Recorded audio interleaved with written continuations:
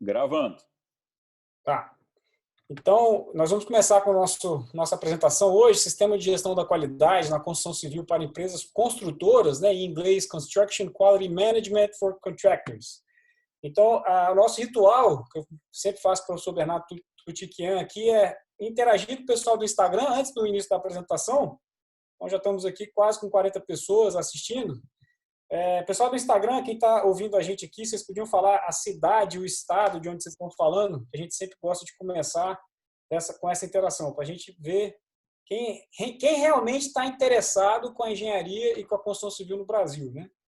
Quem está aproveitando essa quarentena para pegar um dos melhores conteúdos que tem disponível aqui na internet, vamos dizer assim. Então, vamos ver aqui quem está aqui. É a Josilene Souza, de Natal, no Rio Grande do Norte. Vivi Nascimento, Rio Claro, São Paulo.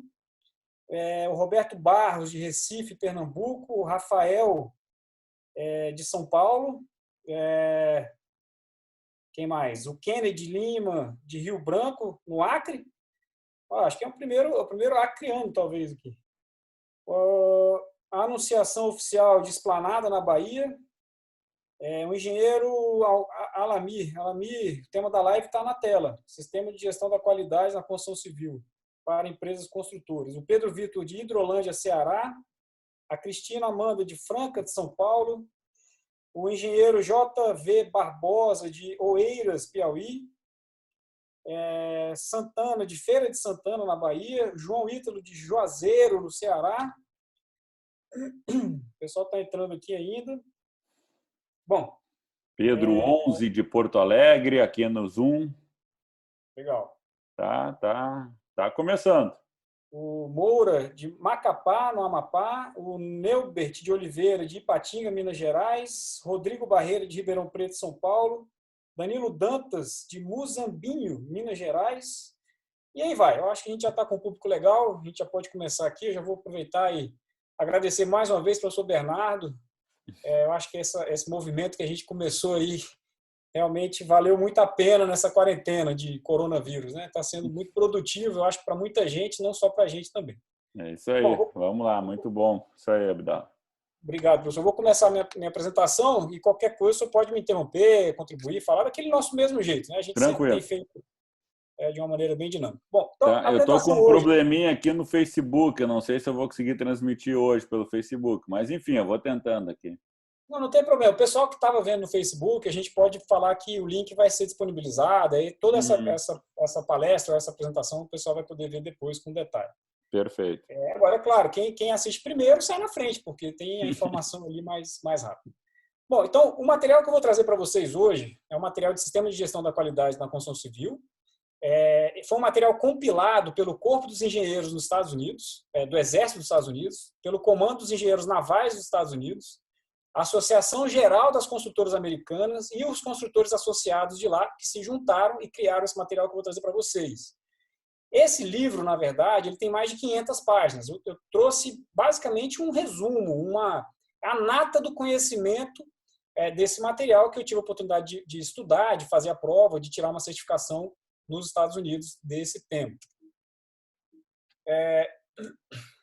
Como a gente sempre comenta, esse grupo foi criado, né, com o objetivo de passar conteúdo gratuito e com qualidade através do Instagram, do YouTube, do Facebook. Então, a gente pede o apoio de vocês, principalmente o professor Bernardo Tutiquian, que está aqui com a gente sempre presente, sempre extremamente produtivo. O grupo do FENEC, que é a Federação Nacional dos Estudantes de Engenharia Civil. O ITT Performance, da Unicinos, no Rio Grande do Sul, referência hoje no país inteiro. Minha página, o @construção civil. E a Unicinos, a engenharia da Unicinos também, que está sempre junto com a gente. A gente sempre fala dos nossos livros, né? Patologia de Estruturas, do professor Bernardo está aqui com a gente, junto com o professor Paulo Helene e o professor Fabrício Long. E esse livro da direita, o nosso livro que a gente fez um lançamento há pouco tempo, Patologia das Construções, de autoria minha, com o professor Matheus Leone e o Gil Deon, do Momento de Engenharia. Um pouco sobre o meu currículo: eu sou engenheiro civil, mestre doutor em estruturas de construção civil pela Universidade de Brasília, MBA em Gestão de Negócios Imobiliários da Construção Civil e MBA em Gestão Financeira, Controladoria e Auditoria na Fundação Getúlio Vargas.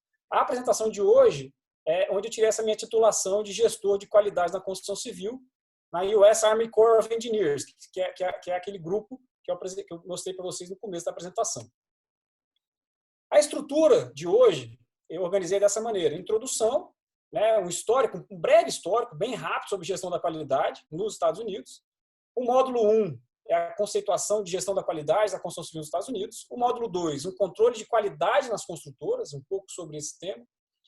O módulo 3, as responsabilidades das construtoras e do governo, que são os dois grandes pilares que eu vou falar hoje de obras públicas nos Estados Unidos, como é que funciona essa gestão da qualidade. As conferências e reuniões de celebração de contrato e coordenação da obra, que é uma etapa muito importante também. Cadastro técnico de materiais e sistemas construtivos, que são os submittals, né? Vocês vão entender um pouco como é que funciona. A gestão da qualidade para projetos de construção civil, eles falam isso no módulo 6. O módulo 7 é um módulo de fazer o sistema funcionar. O módulo 8, alguns softwares, né, de gestão da qualidade na construção civil. E eu encerro a apresentação com alguns formulários, templates, né, checklists para controle de qualidade de obra que eu traduzi dessa experiência que eu tive nos Estados Unidos. Né? Eu, inclusive, eu gravei há pouco tempo Histórias de Obra, episódio 20, se eu não me engano, onde eu explico exatamente esse diário de obra que eu trouxe desse sistema deles. Bom, então, como eu falei, começando com um breve histórico do sistema de gestão da qualidade da construção civil, em 1961 começou a surgir uma nova cláusula nos contratos do Departamento de Defesa dos Estados Unidos. O que falava essa cláusula? Solicitação para inspeção da construção. Então, passou-se a exigir mais das construtoras da época, né? Então, nós estamos falando de 1961, lá nos Estados Unidos. E isso passou a exigir das construtoras a cumprir e documentar essas exigências de controle de qualidade na construção civil. Só que o problema era o seguinte: em 1968, o sistema de gestão da qualidade tinha uma variedade muito grande, né? Uma diversidade muito grande de maneiras em como gerenciar a qualidade da obra. Então, aquele grande grupo do Exército Americano, junto com a Marinha e as Forças Armadas Americanas, resolveram se juntar, né? E criaram um sistema, criaram uma maneira sistematizada de como gerenciar a qualidade das obras. Então, o Corpo dos Engenheiros do Exército da Marinha Americana entrou em ação para padronizar o sistema de gestão da qualidade dos Estados Unidos por meio da tentativa e escolha de padrões testados ao longo dos anos. Né? Então, são as melhores práticas refinadas. E o mais importante que eu vou frisar nessa apresentação aqui são esses 3 grandes pontos. É um controle de serviço por meio do sistema trifásico. O que é o sistema trifásico? Eu vou deixar isso muito claro na apresentação. É o sistema que começa primeiro com a fase preliminar de cada etapa da obra. Tem uma fase preliminar de terraplanagem, tem uma fase preliminar de fundação, tem uma fase preliminar de estrutura, fase preliminar de alvenaria, fase preliminar de instalações elétricas e hidráulicas. Então, a fase preliminar é o primeiro passo do sistema trifásico. Depois vem a fase de início de cada atividade. Existe a diferenciação entre preliminar, início, e a terceira fase, por isso que o sistema chama-se trifásico, é a fase de acompanhamento, né, de cada uma das etapas de uma obra. Dando sequência aqui. Então, a gente sabe que a qualidade das obras é estabelecida pelos projetos e especificações técnicas. De onde é que vão vir essas especificações? A gente tem vários pontos de referência. Um deles é o caderno de encargos, catálogos técnicos de fornecedores de materiais como aço, concreto, a cerâmica, o vidro, a esquadria de alumínio, a tinta, enfim. O motivo do sistema de gestão da qualidade é justamente o quê? Atingir a qualidade especificada nesses projetos e especificações técnicas, né? Por definição, como o americano define sistema de gestão da qualidade? Basicamente, a execução e documentação, importante frisar essa palavra documentação, de tarefas que garantem que a obra seja executada com 4 grandes pontos, de acordo com os projetos e especificações, dentro do prazo estabelecido, dentro do orçamento estabelecido e, principalmente, claro, né, em um ambiente de trabalho seguro. Ninguém quer operário, colaborador com o braço quebrado, com machucado na perna, na cabeça, etc. As 2 áreas principais, como eu tinha frisado para vocês no começo da apresentação, de sistema de gestão da qualidade primeiro, SGQ, que é o sistema de gestão da qualidade das construtoras, e o sistema de gestão do governo, né? E vocês vão ver que na apresentação essas duas partes conversam e trabalham muito juntas entre si. Então é importante frisar essa parceria. Muita gente acha que governo é inimigo de construtora. Não necessariamente. Pelo menos nos Estados Unidos, a ideia é que os dois se unam e não um contra o outro, né? A ideia é basicamente essa. Então, o sistema de gestão de qualidade das construtoras serve para quê? Para garantir que o projeto seja concluído e seja bom, tenha uma boa qualidade. Então, para isso, você tem que elaborar o quê? Um plano de gestão da qualidade, que eu vou mostrar para vocês as 15 etapas, se eu não me engano, de cada um dos itens desse plano de gestão da qualidade. É claro, como eu falei para todos vocês, esse livro tem mais de 500 páginas, essa apresentação eu vou conseguir fazer ela em 45 a 55 minutos. É impossível, em 55 minutos, falar para vocês as 500 páginas completas, mas eu trouxe aqui a essência desse conhecimento. Então, dentro do plano da gestão da qualidade, está, por exemplo, o controle das atividades das subcontratadas dos fornecedores. Então, isso você tem que ter em mente. Além disso, tem-se a função principal definir quem é o gerente da qualidade. Nesse exemplo, nos exemplos práticos que eu vou trazer para vocês hoje, o gerente da qualidade era eu, né? Então, eu tive que tomar, literalmente, conta da qualidade da obra, nessa oportunidade que eu tive de trabalhar numa construção para o governo americano. E, para fazer o sistema funcionar, o que eu precisaria fazer? O que eu preciso fazer? O que eu fiz na época? Controlar a qualidade especificada dos projetos e especificações, paralisar os trabalhos executados da maneira incorreta, ou seja, com divergência dos projetos executivos, manter um sistema de gestão da qualidade eficiente, controlar os testes necessários, como, por exemplo, controle tecnológico do concreto. Até eu e o professor Bernardo, a gente fez uma apresentação só sobre controle tecnológico do concreto outro dia. Quem quiser ver depois, tem um detalhe enorme sobre controle tecnológico do concreto. E preparar toda a documentação. Tudo tem que ser documentado de uma maneira eficiente. Não adianta ter papelada em obra. Tem que ter documentos que realmente são eficientes e que conversem entre si. Não adianta ter volume de papel acumulado. E o sistema de gestão da qualidade do governo. Como eu falei para vocês, dois grandes pilares. Eu tenho o sistema de gestão da qualidade da construtora e o sistema de gestão da qualidade do governo. Né? Um conversa com o outro. Né? Uma equipe do governo conversa com a equipe da construtora. Né? Eles sabem os procedimentos padrões, eles seguem uma sequência.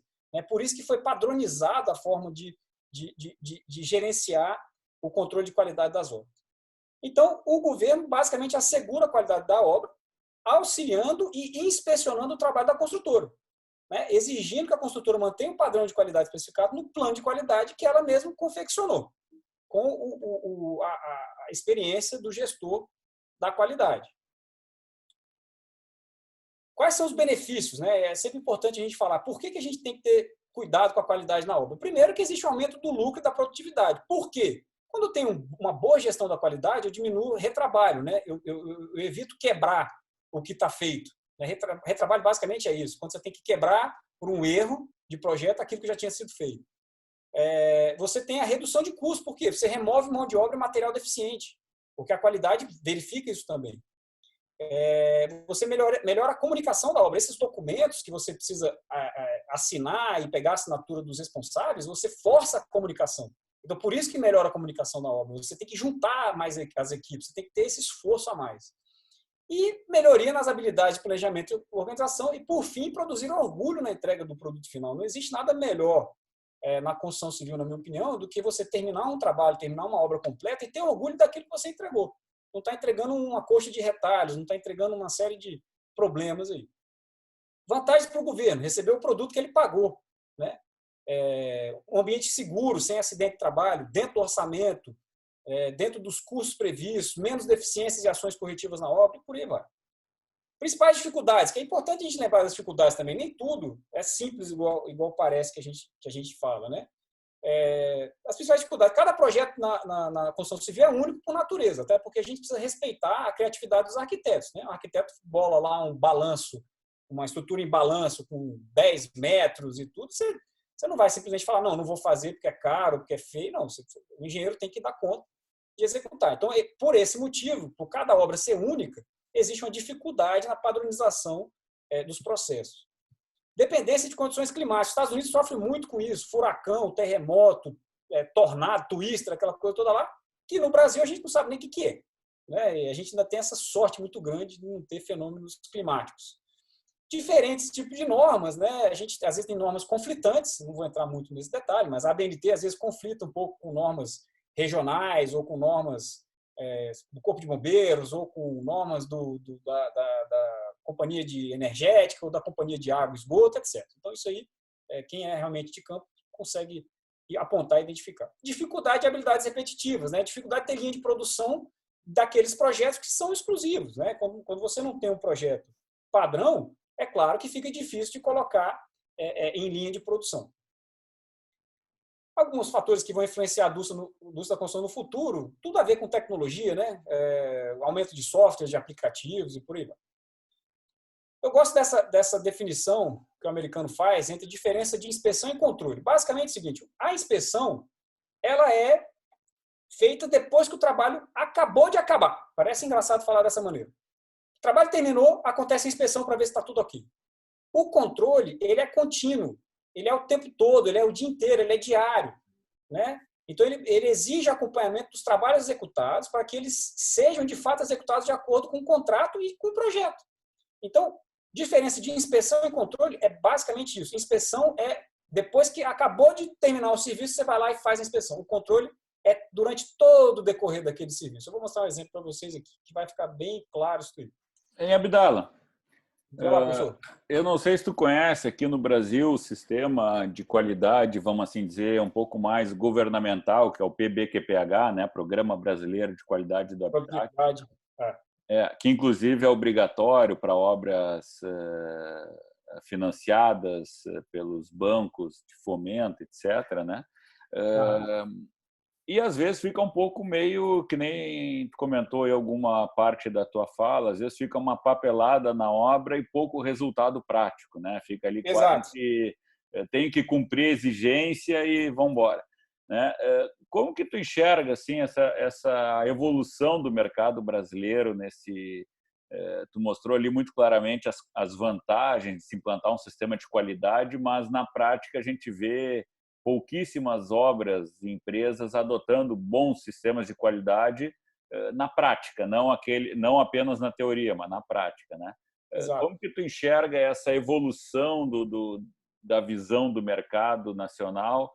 Tu está vendo uma evolução ou nem isso nós estamos acompanhando? Não, eu confesso, professor Bernardo, que realmente no Brasil nós temos que melhorar muito para transformar esses documentos, essa papelada em coisas práticas e de que tragam de fato resultado. Porque, igual o senhor falou, concordo, não só com o PBQPH, mas com o sistema ISO também. Tem muita construtora que tira o ISO, certificação ISO, e aí preenche aquela papelada que realmente eles criam um volume enorme de papel e aqueles papéis ficam só para a parte burocrática, né? Igual o senhor comentou. O cara tem o plano de qualidade assinado, todo bonito, mas fica numa estante ali. A equipe de obra não tem a rotina, né? Tem um livro também, que eu esqueci o autor, mas chama-se O Poder do Hábito.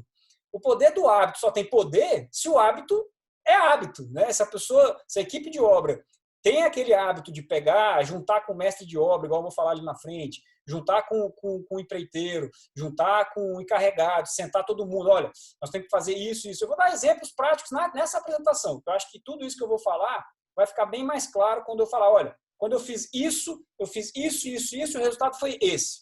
Então, eu vou pontuar bem isso, que é basicamente a filosofia do americano. Não adianta você ter papel, né? Você tem que fazer esse papel ser útil, ser prático para alguma coisa. Então, eu acho que isso é um grande diferencial. E sim, mas voltando para a pergunta, sendo bem objetivo, eu acho que o Brasil ainda a gente precisa evoluir muito. Não basta você ter só a certificação que você tem um monte de papel. Esse papel tem que fazer funcionar e tem que trazer resultados, senão não adianta nada. Então, dando sequência, eu acho que as áreas que devem ser verificadas durante a revisão dos projetos, lembrando que aqui, o módulo 2, a gente ainda está falando de projeto, condições e restrições do canteiro de obra, né? Muita gente não vai para o canteiro ver o que tem. Você tem que ver quais são as instalações existentes. Água, tem luz, tem esgoto, tem drenagem de água pluvial. Eu botei aqui essa estaca de fundação antiga em vermelho, porque esse trabalho especificamente que eu participei, essa obra, eu demoli um prédio existente e construí um outro no lugar. E aí, o que aconteceu? As estacas de fundação do prédio antigo coincidiam com algumas estacas do prédio novo. E isso não tinha sido visto. Então, o que aconteceu? Eu tive que mudar já de cara o projeto de fundação da edificação nova. Por quê? Fica inviável você sacar uma estaca de fundação de concreto de 50, 60 anos atrás. Então, vários blocos de fundação, várias estacas, elas precisaram, nesse exemplo específico, serem relocadas, né? E isso influencia no projeto estrutural. Opa, caiu aqui meu... Isso influencia no projeto estrutural, isso influencia, enfim, em várias coisas, no planejamento, influencia na qualidade, obviamente, da obra, e por aí vai. Então, isso foi um exemplo que aconteceu. Então, eu tive que, mais uma vez, remodelar, relocar as estacas de fundação desse projeto específico. O que mais que você tem que ver? Destinação da área própria para manutenção e acesso à edificação. Você tem que ter uma área só para manutenção, porque prédio tem que ter manutenção. Então, você tem que pensar isso no projeto. Verificação dos conflitos e discrepâncias entre projetos e especificações técnicas. Eu vou trazer exemplos reais, inclusive, desse caso que eu participei. O que o gerente da qualidade, no caso eu, na época que eu estava fazendo, precisava fazer? Né? Primeiro, verificar e coordenar a facilidade de execução. Inclusive, vou trazer o próximo slide, é um exemplo onde eu critiquei muito o sistema que eles utilizaram e que não adiantou muito porque os caras me falaram na época, olha, esse sistema já foi aprovado pelo governo. Você, infelizmente, agora não tem muito o que fazer. Tem que executar esse projeto do jeito que está. Vocês vão entender o que eu estou falando no próximo slide. Operacionalidade dos sistemas construtivos. Questões ambientais, né? Eu não posso simplesmente sair derrubando árvore de qualquer jeito. Tem que ter um projeto de compensação ambiental. Se você remove uma árvore, você tem que plantar 1000 no lugar. É uma desproporcionalidade muito grande em favor da natureza. Muitas vezes as pessoas nem se atentam a isso. Né? Tem gente que acha que construção civil só destrói, mas esquece que existe uma legislação forte ambiental por trás. Verificar todos os projetos, especificações técnicas, compatibilizar os projetos. Eu não posso ter uma viga, uma tubulação de água cruzando dentro de uma viga de concreto, né? sem eu desviar essa viga. Ou sem o calculista projetar para essa minha viga, para essa minha tubulação passar dentro da viga. Coordenar. Diga lá. Nós tivemos aí algumas lives aí também, semana passada, retrasada, etc., sobre BIM, né? Exato, o BIM auxilia muito. O que tu acha dessa relação do BIM com a qualidade? Tu acha que... Relação direta, total e direta, porque isso aqui facilitaria muito. Na época que eu fiz, o BIM não era exigência, então eu sofri com a compatibilização dos projetos. Aquela história, você chegava com a instalação lá, aí pronto, estava um tubo de águas pluviais lá no meio de uma viga baldrame. E o americano não aceita nem na viga baldrame você furar ela. Então, assim, a gente teve vários problemas. O BIM realmente ajuda bastante. Então, a relação do BIM com a qualidade ela é direta. Coordenar com os fornecedores a seleção de materiais e equipamentos, né, para assegurar a conectividade fisicamente caber nos espaços. Parece uma coisa óbvia. Olha o exemplo que eu vou mostrar daqui a pouquinho para vocês. Bom, vamos lá para o primeiro exemplo. Esse exemplo aqui, ó, era o quê? Uma marquise em balanço, né? Uma marquise em balanço. Opa, deixa eu voltar aqui. Vou voltar. Pronto. Bom, então, esse exemplo aqui é uma marquise em balanço. Então, vocês estão vendo aqui. Olha a quantidade de materiais diferentes que o projetista, no caso, um arquiteto, colocou. Eu tenho uma chapa de aço aqui, ancorada, parafusada dentro da minha estrutura de concreto. Essa aqui é um corte, tá? Para quem não está entendendo o desenho, isso é um corte, ó. Aqui eu tenho uma mureta, uma platibanda de concreto. Aqui eu tenho um parafuso de fixação, uma chapa metálica, um outro perfil metálico aqui, ó, que é o balanço, uma telha de alumínio. Em cima da telha eu tenho outro material. Embaixo eu tenho um material de fechamento, outro material de fechamento. Tem um detalhe de 6,5 mm aqui em cima. Esse balanço é um balanço de 1,24 m, gente. Pelo amor de Deus. Na época eu lembro que eu falava, por que não faz isso aqui tudo de concreto armado? Né? Eu não preciso ter tanta coisa para fazer um balanço, uma marquise de 1,24 m. Eu preciso uma barra, eu consigo botar a ferragem negativa aqui tranquilamente ancorada nessa minha viga de concreto, que eu venço esse 1,24 m com tranquilidade. Eu lembro que eu falava, batia nessa tecla, vamos mudar isso. Infelizmente, não consegui mudar. E olha o que virou. É isso aí, ó. Olha o detalhe aqui. Então, eu tenho aquela chapa metálica, né, os parafusos, na estrutura de concreto armado, outro elemento metálico, um perfil metálico aqui, um de travamento na parte externa desse balanço, né, a telha de alumínio, enfim, eu tenho aquela confusão, vale a pena até voltar. Ó. Essa parte aqui, essa chapa que eu estou passando o mouse aqui, que vocês estão vendo, essa chapa, aqueles parafusos aqui, é exatamente essa chapa aqui, ó, essa chapa que vocês estão vendo com os parafusos na estrutura. Aquele elemento comprido aqui, é esse outro perfil metálico. Então, isso aqui, em termos de qualidade, constructability, né? Ou seja, operacionalidade, facilidade de execução, eu bati muito, eu falei, não, mas não deu. Enfim, você já está pronto, está lá até hoje, enfim, mas foi uma coisa que eu fiquei realmente muito, muito chateado com isso aqui. Um outro exemplo também de operacionalidade e construtibilidade, né? Aquilo que a gente sempre fala, existem 1000 maneiras de você construir uma parede, 1000 maneiras de você construir um muro, 1000 maneiras de você construir uma estrutura em balanço, uma marquise, etc. Esse caso aqui já é um caso um pouco diferente. Por quê? A gente construiu essa subestação elétrica nessa edificação. Esse tracejado vermelho que vocês estão vendo são dois equipamentos de subestação elétrica que iam ficar nesses espaços designados nessa planta baixa que vocês estão vendo. Esse espaço, está vendo que aqui é uma porta dupla. Essa subestação ia entrar por essa porta dupla aqui. Então, deixa eu voltar aqui para mostrar para vocês. Ó. Vocês estão vendo a porta dupla aqui? Tem uma porta dupla aqui. Ó, eu estou passando o mouse em cima. Essa porta dupla aqui é exatamente essa porta dupla aqui. O que aconteceu quando a subestação chegou na obra? Olha aí. Simplesmente não cabia. Aí você fala, não, mas por que você não desmontou? Por que você não desmontou ela e montou dentro? Simplesmente porque se eu desmontasse, eu perdi a garantia do fabricante da subestação. Então não é simples. Essa parte de planejamento de obra ela é fundamental por conta disso. Aí tem gente que fala assim, mas aí como é que faz? Se vira. O que eu tive que fazer? Quebrar um pedaço. Isso aqui era tudo parede de concreto, estrutura densa. Quebrei, tive que quebrar aqui, aí reforço para lá, reforço para cá, calculista para lá, dor de cabeça. Dor de cabeça enorme. Em obras mais convencionais, né, Abdala, é muito comum o reservatório, né?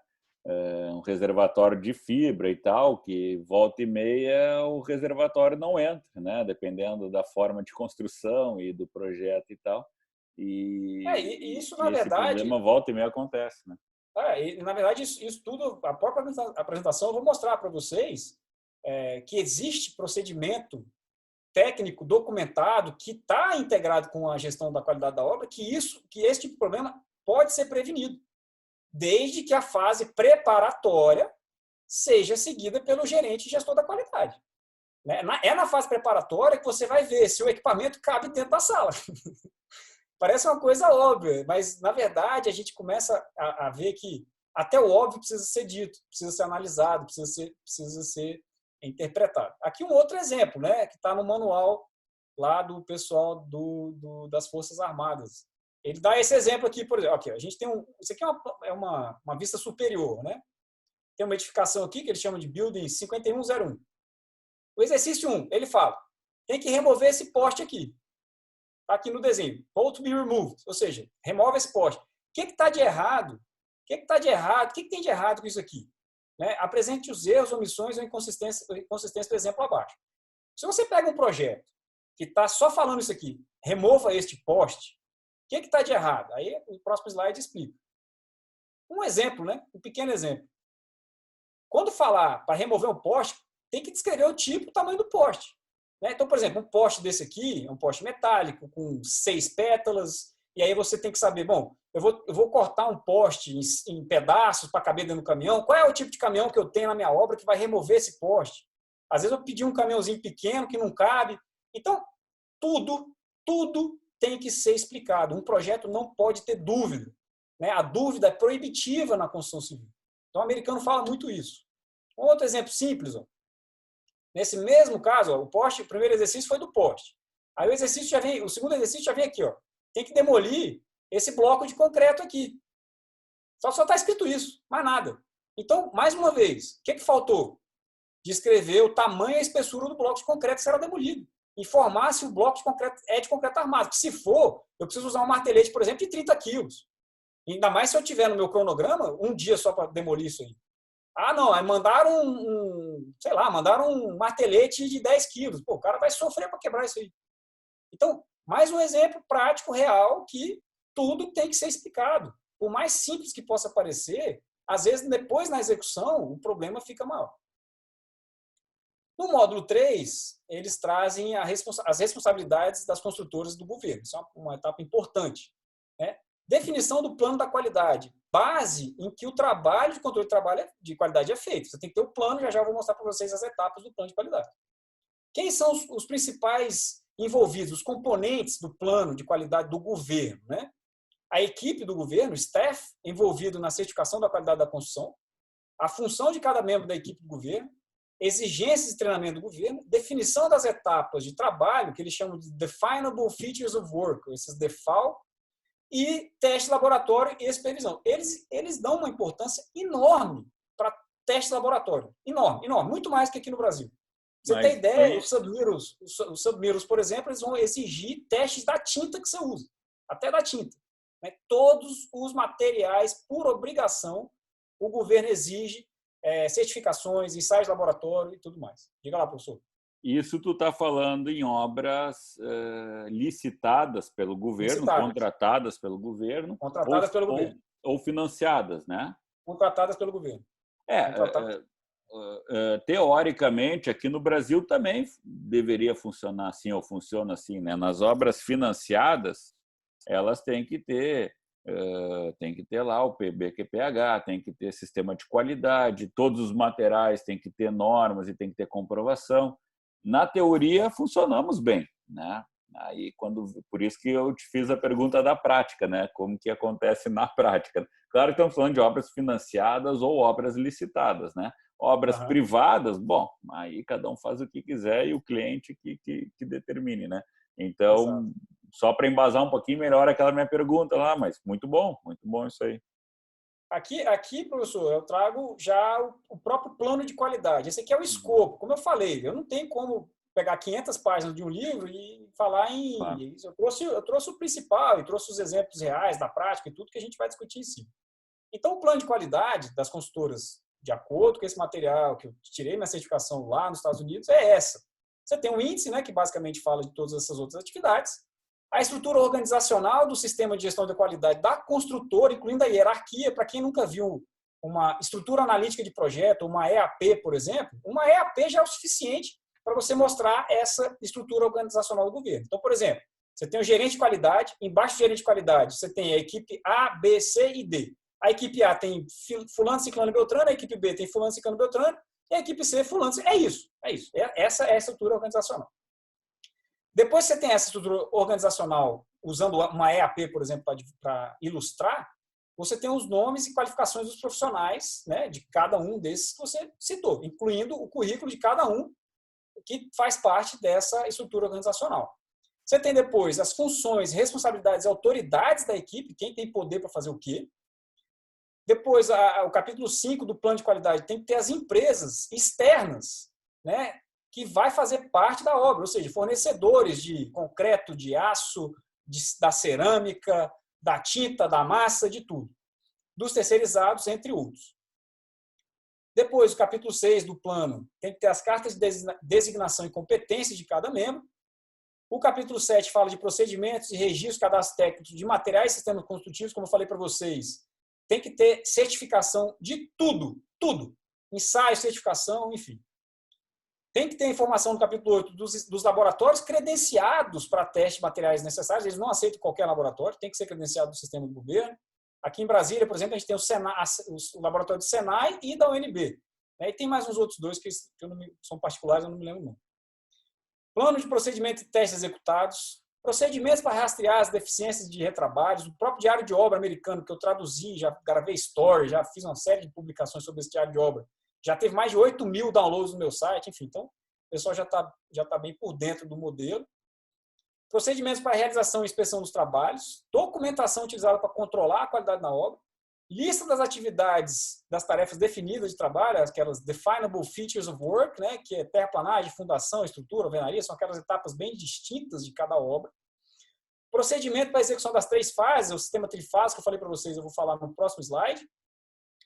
Matriz de pessoal responsável pela aprovação dos cadastros técnicos, materiais, e procedimentos para inspeção final, né? Incluindo o punch list final para a entrega da obra. Os manuais de garantia, eles dão muita importância para os manuais de garantia dos fornecedores de cada material, de cada etapa. Treinamento para a correta utilização do prédio, né? Como usar o prédio. Os as-builds completos, se tiver alguma alteração de projeto, você tem que ter tudo atualizado. E aí vamos lá para o núcleo central aí da apresentação, que é o sistema trifásico que o americano traz, que é o que eu falei, fase preparatória, realizada antes do início de cada atividade, a fase inicial, realizada no início da atividade, e o follow-up, tudo isso documentado. Tem um documento diferente para cada uma dessas 3 fases. O follow-up é a verificação diária para assegurar que tudo está sendo feito de acordo com o projeto.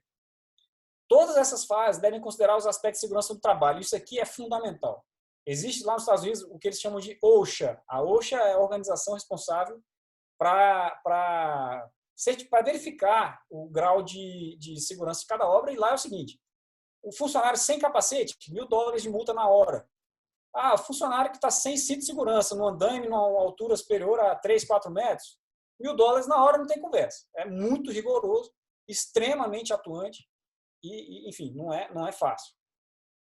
Motivo de você controlar cada atividade com essas 3 fases, né? Exigir que as construtoras planejem, como eu falei, não pode pedir equipamento que não cabe no espaço, né? Então, as construtoras precisam planejar para agendar as atividades. E ter responsabilidade da equipe, né? De qualidade. Desenvolver, planejar e executar os procedimentos das 3 fases de controle, verificar as condições de segurança, sempre, na obra, segurança é primordial, e documentar as discussões, checklist das 3 fases.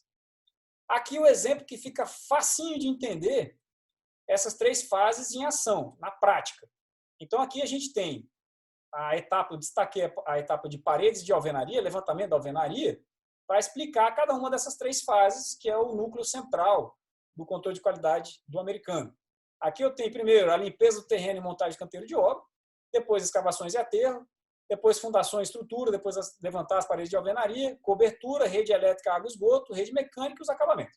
Claro que isso aqui é uma obra muito simplista, né? Um cronograma só para vocês entenderem o passo a passo do sistema de controle de qualidade da obra. E aqui eu destaquei só a alvenaria, mas esse procedimento aqui, dessas 3 fases, é recomendado que seja feito em todas as etapas da obra, obviamente. O que está envolvido nessas etapas aqui? Na fase preparatória, basicamente você tem que fazer o quê? Revisar todos os planos, projetos, especificações técnicas. Isso antes de começar a subir a alvenaria, nesse exemplo específico. Verificar a aprovação dos cadastros técnicos de quem vai fazer a alvenaria. Verificar o plano de ensaios em teste da alvenaria. Eu mesmo já fiz ensaios de laboratório com bloco cerâmico aqui em Brasília. Nenhum passa de acordo com a BNT. Então, essa informação do laboratório, para mim, já seria o suficiente de falar, olha, a gente tem que ter um certo cuidado. Esse fornecedor aqui que eu ensaiei o bloco, já nessa fase preparatória aqui, eu não aceitaria mais ele, se eu fosse do lado do governo, né, e tivesse feito esse ensaio. Verificar o plano de trabalho preliminar, examinar os materiais, discutir os métodos construtivos, verificar a segurança do trabalho, tudo isso antes de começar. Na fase inicial, ou seja, no dia 1, você tem que o quê? Estabelecer a qualidade necessária, resolver os conflitos, assegurar que os testes e ensaios sejam executados e verificar a segurança do trabalho sempre. Já começou a ter que ver a segurança. E a fase de acompanhamento, que é o dia a dia que eu falei para vocês no início. Não é uma inspeção, é um processo contínuo de qualidade. E aí você mantém a qualidade estabelecida, garante os relatórios dos testes e ensaios que sejam enviados e garante que o retrabalho seja concluído, né, se tiver algum retrabalho. Quem está envolvido em cada uma dessas etapas é basicamente a mesma equipe em todas as etapas, que é gerente e engenheiro da qualidade, os especialistas do sistema de gestão da qualidade, tanto do governo como da construtora, um superintendente, o mestre de obra e o representante do governo. Então, basicamente, as mesmas pessoas para cada uma das etapas. Aqui eles trazem um exemplo que eu acho muito legal, mas esse exemplo eu deixo sempre ele para as pessoas pensarem em casa, né? Exercício da fase preparatória, que a gente acabou de ver. Você está envolvido na construção de uma base da Força Aérea no valor de $22 milhões na Califórnia. Incluído no projeto está a instalação de 700 metros de uma tubulação para drenagem de águas pluviais com diâmetro de 24 polegadas. Caixas de passagem pré-moldadas devem ser instaladas a cada 100 metros de acordo com as especificações do projeto. A tubulação de drenagem de águas pluviais está listada no plano de controle de qualidade como uma das etapas de trabalho. A construtora planeja usar tubos de concreto armado e caixas de passagem pré-moldadas. Aí eu deixo uma pergunta para o público, né? Qual é a sua tarefa? Prepare-se para participar da reunião da fase preparatória para preparar o início do trabalho. Utilize o template fornecido como um guia, ou seja, um dos documentos desses que a gente já apresentou. Suposições. A tubulação de concreto armado já foi aprovada pelo corpo técnico e já está no canteiro de obra. Mas o que acontece? As caixas de passagem pré-moldadas ainda não estão no canteiro. Então, isso é um dado a mais que ele dá. E ele fala que você é o engenheiro de qualidade responsável pela obra. Ou seja, se vira, agora é a sua vez. Então, esse exemplo eu não vou responder, não vou fazer ele, mas fica aí para vocês pensarem, né? A apresentação é dinâmica por esse sentido, não é só uma apresentação de dados, é para vocês ficarem com isso na cabeça e já se colocar no lugar já de quem vai começar a executar essa obra. O módulo 4 apresenta algumas conferências e reuniões de celebração do contrato e coordenação da obra, né? Mais uma vez, importante, entre governo e construtora. Motivo da reunião de pré-construção, estabelecer as regras básicas de administração do contrato. Objetivo da reunião de celebração do contrato, revisão de todas as cláusulas contratuais. Pessoal, contrato é muito importante. Tem muita gente que não lê contrato, tá? E contrato é um negócio que você tem que ter ele de cabeça, seja qual for o contrato. Revisão dos requisitos administrativos, revisão dos requisitos das equipes de procedimento de trabalho. Objetivo da reunião de coordenação de obra, entendimento da função da construtora no controle de qualidade da obra. A construtora tem que saber como ela vai controlar a qualidade daquilo que ela for executar. E estabelecer uma boa relação de trabalho entre governo e construtora. Como eu falei no início da apresentação, não é uma guerra entre as partes, e sim um time, né? As pessoas precisam se ajudar e não uma querer ferrar com a outra. No módulo 5, eles apresentam um cadastro técnico dos materiais e sistemas construtivos que eu falei que eram aqueles famosos submittals, ou seja, tudo que for utilizado na obra tem que ser apresentado, tem que ser testado, tem que ser certificado. Você não pode usar qualquer tinta, você não pode usar qualquer concreto, você não pode usar qualquer aço. Para você usar um aço lá, você tem que apresentar os laudos de resistência à tração do aço, da Gerdau, por exemplo, da ArcelorMittal, de quem for, tá? Eles não aceitam, eles querem os ensaios de tudo. Então, é isso, é basicamente isso. E o governo tem a obrigação de revisar no mínimo 10% de todos esses cadastros técnicos submetidos pela construtora. Então, as principais categorias desses cadastros técnicos são os cadastros de pré-construções, né? Os detalhamentos técnicos, tem que construir no papel, mostrar os shop joints, ou seja, todos os materiais que você vai usar, do prego, do parafuso até, sabe, a manta de impermeabilização. Os dados técnicos, materiais e sistemas construtivos. As amostras, tem que mandar amostra para o governo aprovar também. Dados dos projetos, os relatórios de ensaios e testes, como eu falei já anteriormente, as certificações de tudo, da tinta, da manta asfáltica, de tudo, as instruções dos fabricantes e os dados de operação e manutenção. No módulo 6, eles trazem o quê? As funções principais do controle de qualidade do governo, que é basicamente o quê? Obter o produto final de acordo com as cláusulas contratuais, assegurar que o trabalho executado pela consultora está de acordo com o contrato, com os projetos. O que a equipe do governo precisa ter? Precisa fazer? Ela precisa examinar os métodos de controle de qualidade da construtora, ou seja, tem que ver aquele plano de qualidade todo, como é que ele está sendo feito, como é que ele está sendo executado. Ela tem que fazer com que as medidas necessárias sejam tomadas se tiver algum problema. Então, isso tudo é governo. A função do governo também fiscalizar, literalmente, o que a construtora está fazendo. Em caso de alguma falha, deve orientar a construtora no entendimento e a implantação dos requisitos contratuais. Não é simplesmente a chegar metendo ferro no cara. É dar a mão, andar junto, né? Examinar trabalhos concluídos em execução, revisar a documentação do controle de qualidade da construtora. Então, é trabalhar, é ser proativa e não só aquele fiscalzão que só sabe ir lá e criticar e fazer um monte de besteira. Funções principais do controle de qualidade da construtora agora. A gente falou do governo no slide anterior, agora da construtora. Executar de maneira bem sucedida o plano de qualidade, que eu já falei para vocês, aquelas 14, 15 etapas do plano de qualidade. E as funções da equipe de qualidade da construtora. Produzir a qualidade especificada nos projetos, planos e especificações. Desenvolver e manter um sistema de gestão da qualidade eficiente. os principais componentes, por exemplo, o diário de controle de qualidade, né? Aqueles documentos todos, diário de obra, o formulário para começar a fase preliminar, o formulário da fase inicial, o formulário de acompanhamento diário das atividades. Todos esses documentos são utilizados no decorrer da obra e no decorrer de cada atividade. Em Abdala. Diga lá, professor. Tá aqui, agora eu consegui jogar no Facebook aqui, tem uma audiência aqui privilegiada. Legal. Uma turma boa aqui, o Tomás Morotti, do Equador, te saludando aqui, o Matheus. E aí o Carlos Zanetti, né, o grande Zanetti, fez uma pergunta aqui muito boa. Nós temos aqui no Brasil produtos de segurança que têm certificação compulsória. Né? Exemplo, o aço estrutural, ou seja, para botar um aço estrutural no mercado, né? Se eu quiser abrir uma siderúrgica hoje e começar a produzir aço, eu não posso. Né? Se eu quiser produzir concreto, se eu quiser produzir outros, tijolo, bloco, né, tu comentou, eu posso. Agora, aço não. Aço eu preciso ter uma certificação compulsória. Ainda assim, mas eu vou... é necessário ter esses ensaios? Ainda assim é necessário comprovar? Ou simplesmente mostrar que tu está comprando de uma empresa com certificação pela... Eles exigem os dois. Tá? Aconteceu isso com a ArcelorMittal. Eles não queriam aceitar a aço da Arcelor. E aí eu falei, olha, tudo bem. Aí a Arcelor manda a certificação e aí exige um ensaio, manda algumas amostras, eles fazem o ensaio, aí sim eles liberam. Eles não aceitam simplesmente... Alguns casos, tá? Não estou falando que isso é tudo, não. Alguns casos... Eles querem fazer o deles para testar aquilo que está sendo apresentado. Não é... Vamos abrir uma filial do ITT Performance lá nos Estados Unidos, então. Lá deve ter um pouquinho mais. Mas bem que lá, o problema do mercado americano é que quando a gente pensa em abrir qualquer coisa, já tem 50 pessoas fazendo. Então, lá é extremamente uma concorrência absurda. Bom, aqui...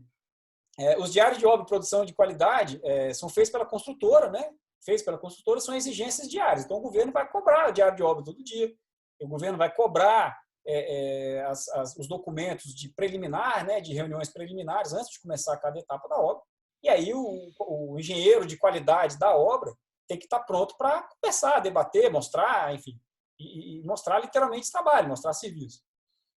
Definição dos testes realizados pela construtora, né? São testes executados pelas construtoras para determinar se os procedimentos construtivos e materiais utilizados estão produzindo os requisitos contratuais.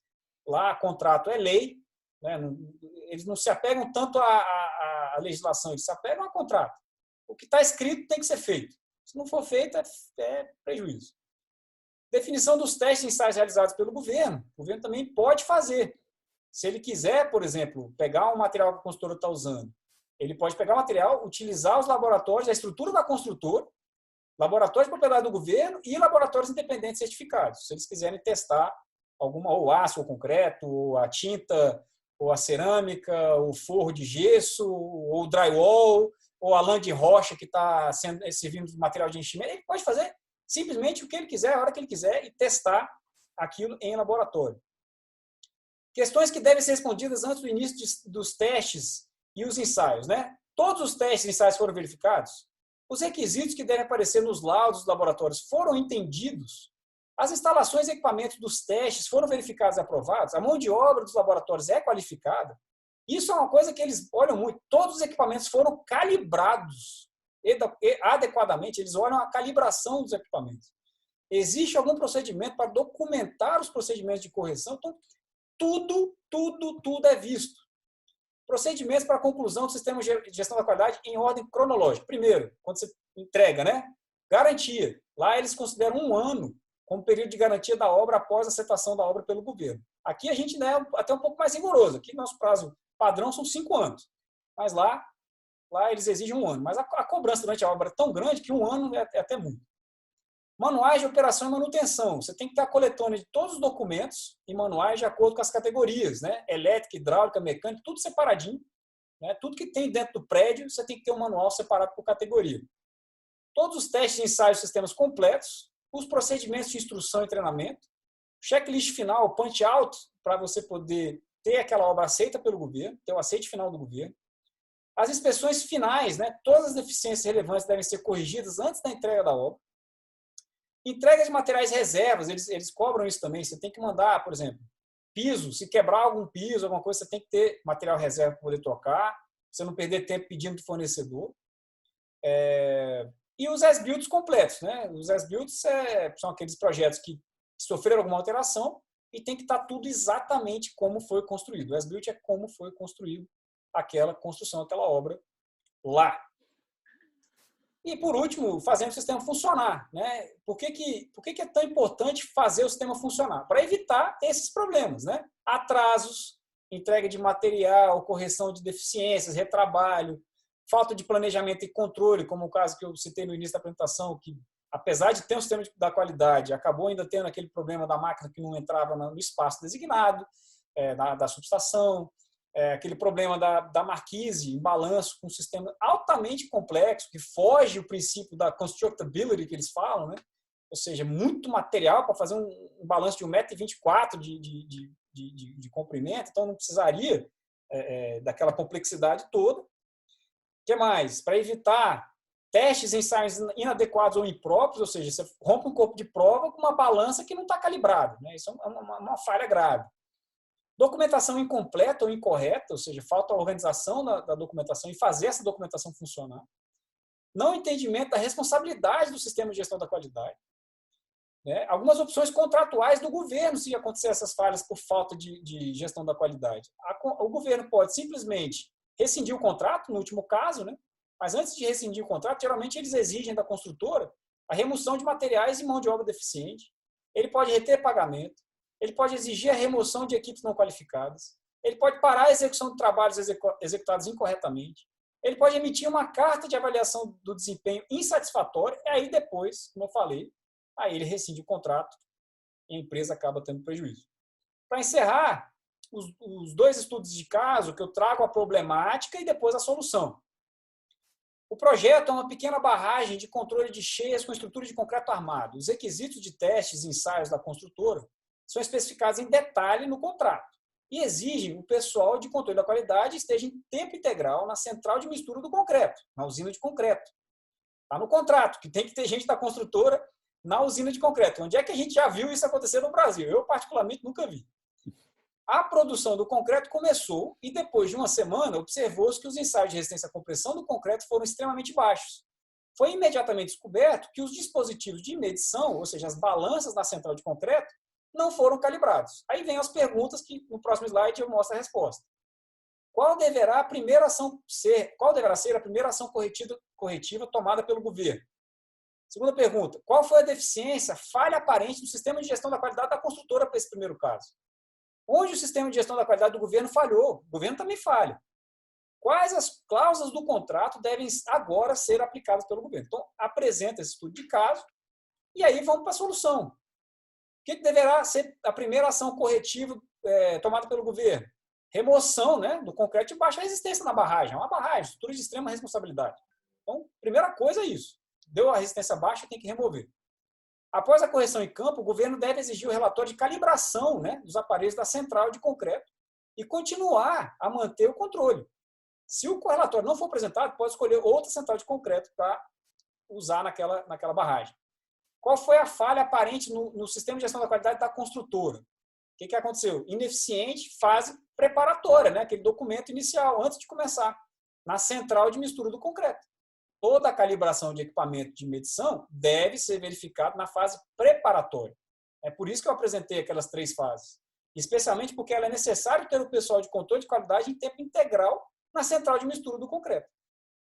Onde o sistema de gestão da qualidade do governo falhou, o governo falhou por não verificar a fase preparatória. Né? Já que a função do governo é inspecionar, ele falhou na inspeção também, não é só a construtora que falha. Então, todos os dispositivos de medição devem ser verificados e controlados durante a fase preparatória. Quais as cláusulas do contrato devem agora ser aplicadas pelo governo? Dentro da cláusula inspeção da construção, o trabalho envolvendo concreto deverá cessar até que seja corrigido. B. Sobre a cláusula reter os pagamentos, reter o pagamento de qualquer trabalho deficiente. C. Sobre a cláusula materiais e mão de obra, remover o gerente da qualidade. Então, uma pessoa da qualidade pode perder o emprego por conta de um problema desse. Estudo de caso 2, e o último, para encerrar mesmo. A construtora começa um grande projeto de construção de 4 edifícios de 25 andares e teve sua primeira concretagem essa manhã. A construtora está executando uma fundação monolítica, usando um caminhão-bomba de concreto alugado. 2/3 da fundação tinha sido executada quando a bomba do caminhão falhou. Nenhum equipamento reserva, caminhão-bomba, estava disponível conforme exigido pelo contrato. Já tem uma falha aí. A falha criou uma junta fria, ou seja, um problema de qualidade, na fundação, pois não houve tempo para reparo da bomba de concreto. Aí vem as mesmas perguntas. Qual foi a primeira etapa que falhou no sistema de gestão da qualidade da construtora? Como o governo poderia ter evitado o acidente? Relatórios adequados de controle de qualidade poderiam alertar esse tipo de falha? Claro que sim. Né? Quais são as medidas corretivas que o governo deverá empregar para evitar novos incidentes desse tipo de junta fria, que é uma coisa que a gente não quer em obra? Então, a primeira etapa que falhou no sistema da construtora, total falta de fase preparatória, né? É a fase inicial para o lançamento do concreto, deveria salientar a falta de bomba reserva em campo. Então, o engenheiro responsável tinha que ter lido no contrato que tinha que ter uma bomba reserva. Né? Se está no contrato, é lei. Né? Se está no contrato, é lei. Se não respeitou o contrato, você já está fora. Como o governo poderia ter evitado o acidente? O governo tem que assegurar que a construtora siga o sistema das 3 fases de controle nas etapas definidas de trabalho. Então, na fase preparatória do lançamento do concreto, tem que ser descoberto e tem que ser examinados os relatórios de controle da qualidade da construtora, onde ele deveria prever, nesse documento, o caminhão reserva, para não dar o problema, se o caminhão quebrar, você tem um segundo reserva. Relatórios adequados de controle de qualidade poderiam alertar sobre esse tipo de falha do sistema? Claro, os relatórios servem para isso. Né? A construtora deve registrar todos os documentos da fase preparatória. Quais são as medidas corretivas que o governo deverá empregar para evitar novos incidentes desse tipo? Mais uma vez, o governo tem que exigir que o empreiteiro pare as operações de concretagem até que o equipamento de reserva esteja disponível em todas as concretagens, dali para frente. Né? Dali para frente. Já que existiu a falha e por falta de um caminhão reserva teve junta fria, o governo tem que agora, daqui para frente, exigir toda a concretagem que tenha um caminhão reserva para não dar o mesmo problema. Aqui, alguns softwares, né, de gestão da qualidade, não vou entrar no detalhe dos softwares, é claro que as vantagens são óbvias, que os softwares aumentam a produtividade, os softwares melhoram a administração do contrato, os softwares melhoram a documentação de registro da qualidade da obra, eles produzem relatórios automáticos que trazem uma riqueza de informação muito grande, enfim. Então, a gente tem, não só softwares, hoje em dia a gente fala de aplicativos. Né? Como eu fiz esse curso em 2013 nos Estados Unidos, já tem muita evolução nisso aí. E, claro, né, tem que encerrar a apresentação trazendo o que a gente usa no Brasil, que é o ciclo PDCA. Falando de qualidade, você tem que falar do ciclo PDCA, né, que é a identificação do problema, análise do fenômeno, análise do processo, plano de ação. O ciclo gira nesse sentido. Né? Começa aqui, vai girando aqui, e esse giro ele é contínuo. Depois você executa o plano de ação. O plano de ação pode ser o mesmo modelo do americano. Verifica os resultados, padroniza e conclui. Né? Isso aqui para cada etapa da obra você gira o ciclo PDCA dessa maneira que eu trouxe aqui para vocês. Então é muito simples, né? Mas vale a pena falar mais uma vez. Identificação do problema, análise do fenômeno, análise do processo, plano de ação. Isso aqui tudo para alvenaria, por exemplo. Executa o plano de ação na gestão da qualidade da alvenaria. Verifica os resultados da alvenaria. Está no prumo, tem nível, tem esquadro, teve desplacamento de reboco? Não. Então, a gente padroniza com o que a gente fez e conclui a etapa da alvenaria. Vamos rodar esse ciclo de novo para a estrutura de concreto. Vamos rodar esse ciclo de novo para a impermeabilização com manta asfáltica da cobertura. E por aí vai. Em Abdala. Diga lá, professor. 2 observações aqui do Facebook. Primeiro, do Tomás Morotti. Não vou ler todas aqui. Ele faz um verdadeiro discurso aí sobre a corrupção nas obras públicas. Isso é triste, né? Lamentável. Ele é do Equador, mas, enfim, acho que vale para a América Latina, acredito, esse discurso dele, né, Tomás? Com certeza. Enfim, né? E o Cristóvão Cordeiro é um professor lá na Bahia, na Feira de Santana, e é um grande especialista nesse tema de gestão de obras e tal. Fez o mestrado e doutorado aqui no NORE, aqui na URGS, com o Formoso, com o Isato, né? Uma grande escola dessa área aqui no Brasil de gestão, qualidade, etc. Né? E ele chama atenção sobre a responsabilidade que gerente do controle de qualidade tem, né? Tu citou um caso aí que o cara foi ameaçado, sei lá, ou executado. Perdeu o emprego, perde emprego, perde emprego. Vai lá, não tem conversa. Lá não tem conversa. Perde o trabalho na hora. Uma falha dessa num contrato de gestão da qualidade, o cara está na rua. Não tem, e lá não tem esse negócio de eu tenho direito. Não, você tem direito se você fizesse o trabalho bem feito. Agora, você não fez o trabalho bem feito. A balança da central de concreto estava com problema. Você não viu? Cara, você descumpriu uma cláusula contratual. Lá é muito mais objetivo do que aqui no Brasil. Lá, o que vale é a cláusula de contrato. Entendeu? O contrato é lei. Se você cumpriu o que está no contrato, parabéns, você vai ser remunerado, você vai ser promovido, você vai longe. Agora, se você quebrou, se você não trabalhou, se você não viu, cara, você está na rua. Não tem conversa. Tem conversa, né? É bem direto, não tem essa legislação trabalhista. E ser demitido não vai ganhar fundo de garantia, não vai ganhar 40%. Nada, zero. Zero. Você vai procurar outro emprego. Você vai achar outro emprego. De repente está mais rápido que aqui no Brasil, mas não existe nada disso. De garantia de nada. Bom, só esse rapidinho que o Instagram já está me mandando uma mensagem aqui. Certo. Essa é a referência bibliográfica, uma referência bibliográfica básica, né, que eu usei. Basicamente os livros, né, das Forças Armadas Americanas, que eles fizeram esse material. Como falei para vocês, são mais de 500 páginas, né, que eu consegui falar em uma hora aqui de conversa. Aqui no site, o meu site, eu coloco os formulários lá, o diário de obra, por exemplo, desse sistema deles, o formulário para a fase preparatória, o formulário para a fase inicial, o formulário para a fase de execução, está tudo lá. Gratuito para baixar lá. O diário de obra já tem mais de 8.000 pessoas que baixaram.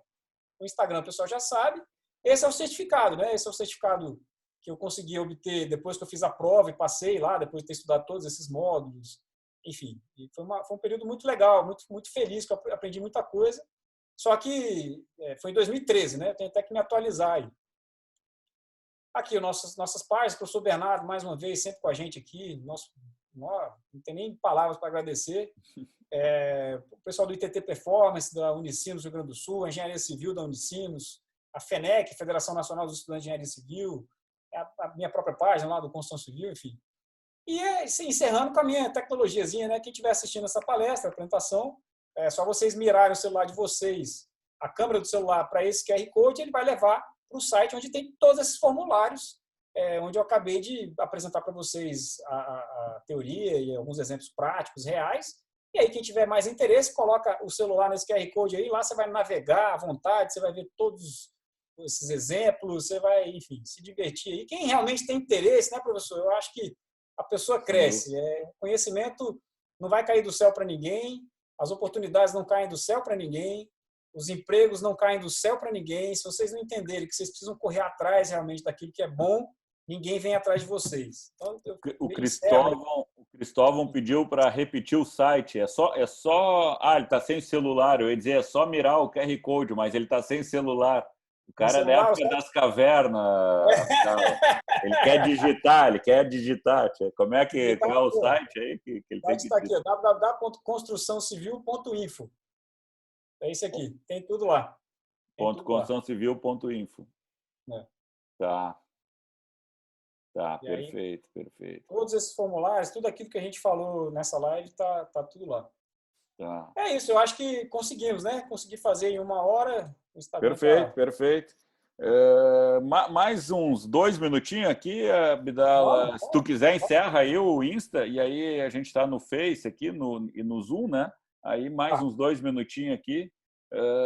Bom, enfim, o Carlos Zanetti, ele cumprimenta o Bernardo e o Jefferson. O Bernardo sou eu, o Jefferson eu não sei quem é que ele está cumprimentando, né?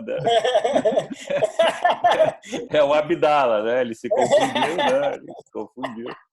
E, enfim, a descrição das ações atende à premissa da ação corretiva, padrão ISO. O Zanetti é muito bom nessa questão aí de certificação, etc. Ele já trabalhou muito com isso, continua trabalhando. Né? O Tomás Morotti fala que tem que ainda acompanhar a ética moral. Perfeito, Tomás. Né? Bom, e aí até finalizando nesse sentido aí, o Rui Medeiros lembra aí uma triste notícia, né?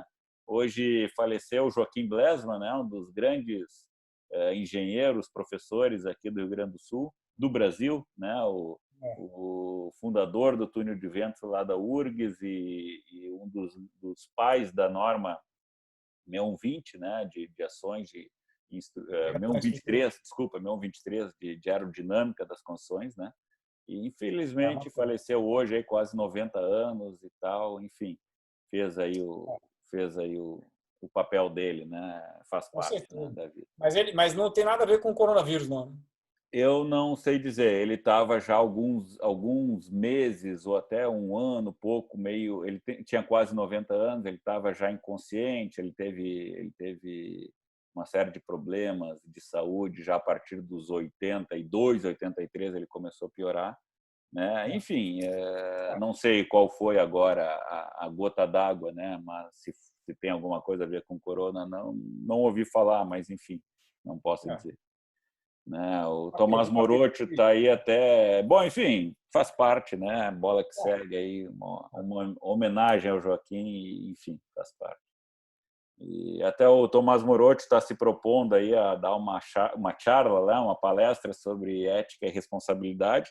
Vamos combinar, Tomás, vamos combinar, podemos fazer uma live sobre isso, né? Boa ideia, ótima ideia, excelente ideia, inclusive, porque parece óbvio, mas as pessoas precisam saber de fundamento de ética. Botamos aí o Abdala junto, que está em Brasília, no coração do poder desse país, né? Eu não mando nada aqui. Tá bom, vamos lá então. Obrigado, pessoal. Vamos encerrando mais uma live. É muito bom, Abdala, como sempre, né? Parabéns aí por mais uma ótima, grande apresentação. Né? O link está gravado, nós vamos deixar aí nas redes sociais, aí, lá no nosso Insta, Facebook, etc. Né? E é isso aí. Obrigado aí a participação de todos, aí, as grandes perguntas que sempre se fazem em todas as lives. Aí, o público é bem ativo e muito bom. Legal. Muito obrigado, professor, mais uma vez. Tamo junto. Conte comigo. Enquanto tiver quarentena, tem lives. É isso aí. Maravilha. Vamos encerrando, então. Obrigado, Abdala. Até a próxima. Obrigado, professor. Até a próxima. Tchau, tchau. Valeu.